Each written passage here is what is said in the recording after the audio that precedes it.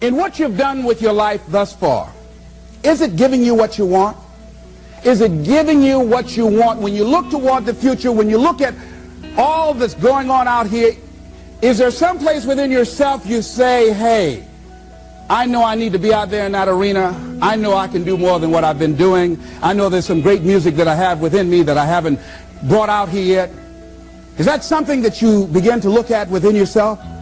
See, I say if you look at your life, and if you're not getting what you want, you owe it to yourself to do something differently. If you're on a job, 85% they say of Americans go to jobs that they're unhappy. If you're doing something 8 hours a day that you don't like, it's not giving you what you want, it's not giving you a strong feeling of satisfaction and fulfillment, you're miserable, you hate to go there, you're depressed just thinking about it, you sing the "Thank God It's Friday" song every week. If that's what it is, you owe it to yourself to start strategically working to change directions. See, but you know what most people will do? Most people will resist change. Most people will fight change as if change would be worse than what they're experiencing. See, they know this. They're familiar with this. Most people will not challenge the unknown. They won't just step out there. See, there's certain things that's got to be in place. They got to see it all together. And life isn't like that. That's not how you grow. So as you look at your life, you're saying, I'm not getting what I want. As you begin to look toward the future, begin to know that whatever it takes for you to create that, you've got that in you. You've got that. You've got genius in you. You've got goodness in you. You've got creativeness in you. If you decide to take the initiative to change the current quality of your life, I say to you that you will find that the universe is on your side, that life is on your side. Now, will it be turbulent? Yes. Will it be easy? No, no. Will you have some opposition? Yes. Will I make a lot of mistakes? Yes. Will I get hurt? Yes. Yes. See, a lot of people won't try anything different in life because they don't want to get hurt. Let me tell you something. It's too much pain to duck. Pain is everywhere. You can hide under here. It will come where you are. It's everywhere. Viktor Frankl calls it unavoidable suffering. You can't duck it. But most people spend their life not wanting to deal with the pain of rejection, the pain of defeat, the pain of being disappointed, the pain of losing, the pain of failure, the pain of being criticized, the pain of not being liked, the pain. That's called life. Life is full of pain. It's everywhere. But guess what? There's no gain without pain. Because it's the pain of regret that you experience. If I had it to do over again, that's a pain. Don't you know that's something? When you know, I was in a seminar once and this lady stood up. If I had my life to live over again, she talked about all of the things that she would do. And you can feel the pain of regret in her voice. The pain of regret. She still experienced pain. She was trying not to experience the pain of defeat, the pain of disappointment, the pain of loss, the pain of lack of support. And she still experienced pain. It was right there. We can't get around it. Most people are governed by their habits, their fears, and the opinions of others. A lot of people never try anything differently because they have been convinced by people in their lives that they value that they can't do it. They're living within the context of the opinions that other people have of them, the low expectations. Many people doubt themselves because when they thought about doing something at some critical point in their lives, somebody they respected and honored, somebody they believed in, somebody that they loved, someone they trusted said, you can't do that. And they accepted that. As you look at your life, ask yourself the question, What would your life be like? What would your life look like if you decided not to care what people thought of you? What would your life be like if you decided to give up some of your fears? What would your life be like if you decided to become courageous? What would your life be like? If you decided to act on your dream, if you did what you felt in your heart. You know what courageous means? Tom Ruskin and Randy Reed said. They said that courage comes from a French word which means of the heart. But how does it feel to you?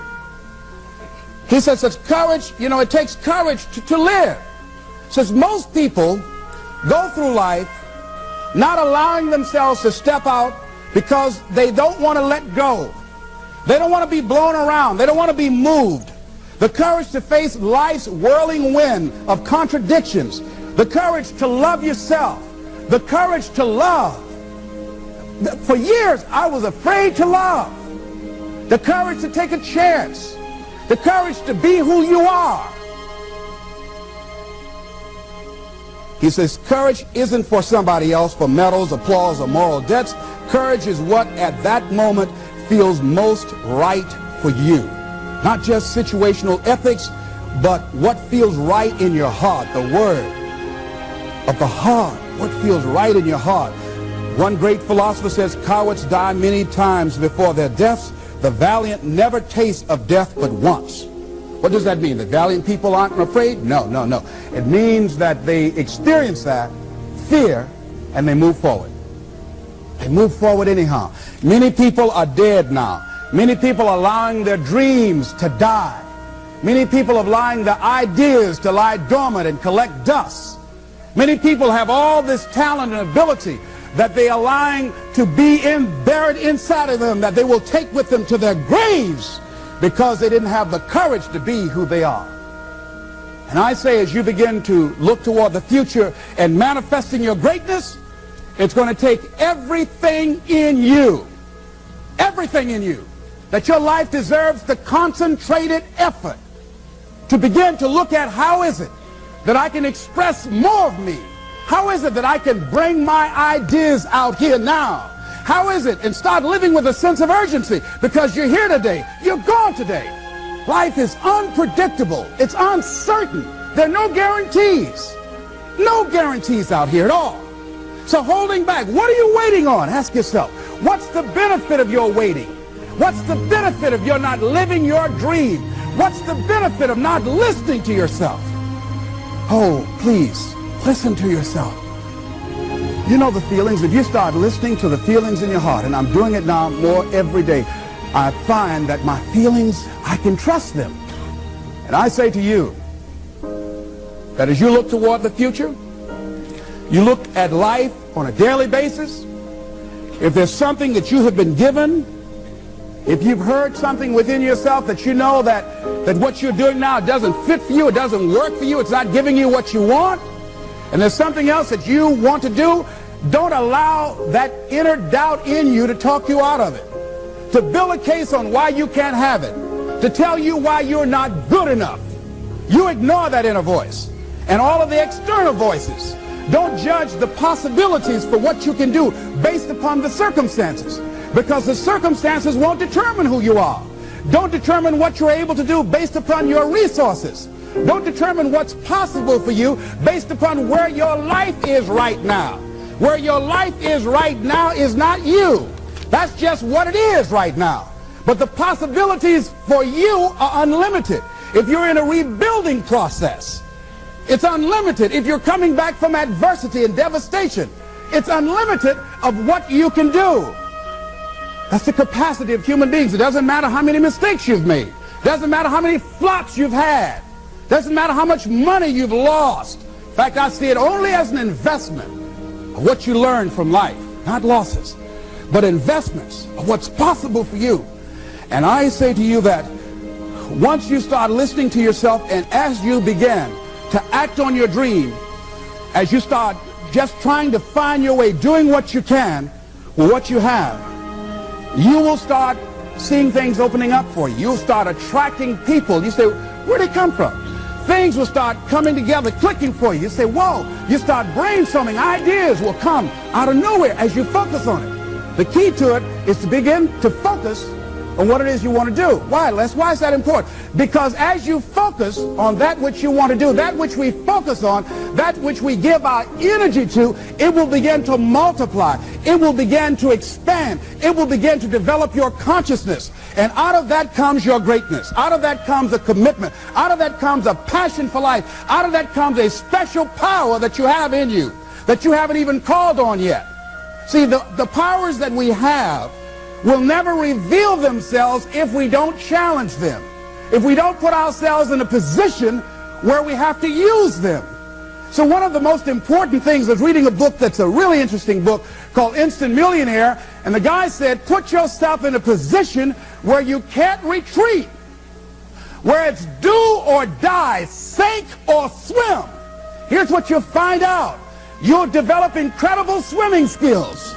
You'll find yourself stroking unlike you've ever seen before. Through the inspiration of desperation, you'll become more creative than ever before. So what is it? How do we handle that whole piece? Throw your whole self into it. See, most people go at it tentatively. They don't give all their stuff. They don't concentrate. They don't put everything they've got in them. One guy wrote a book called All You Can Do Is All You Can Do. And all you can do is enough. But he said, make sure you do all you can do. And if we're honest this evening, we know that we haven't done all we can do. So as we look at the future, we can decide that from this day forward, as I look at my personal relationships, if I look at my professional relationships, if I look at my family relationships, if I look at all the dimensions of my life, looking at myself mentally, emotionally, and spiritually, I'm going to do all I can do to develop me, to bring my talent out here, to make a contribution to life. You want to make it in life, he said, number one, develop your mind. You don't get in life what you want, you get in life what you are.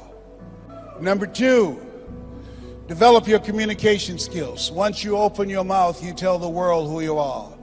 Three, practice the principle of OQP, only quality people. Let us say together, only quality people.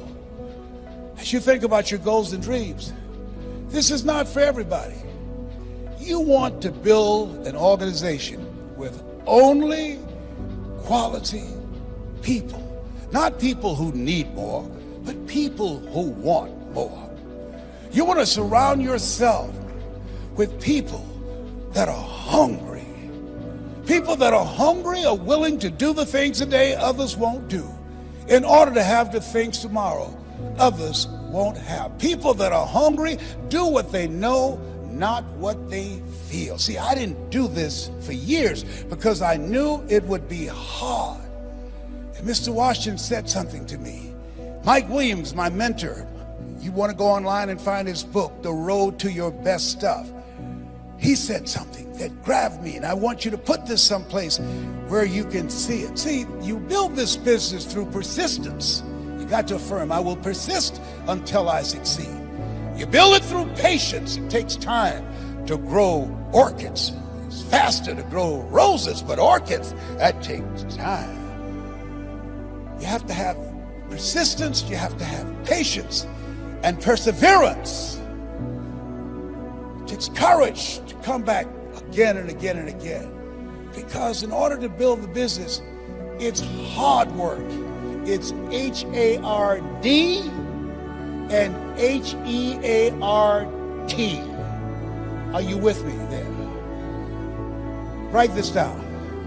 If you do what is easy, your life will be hard.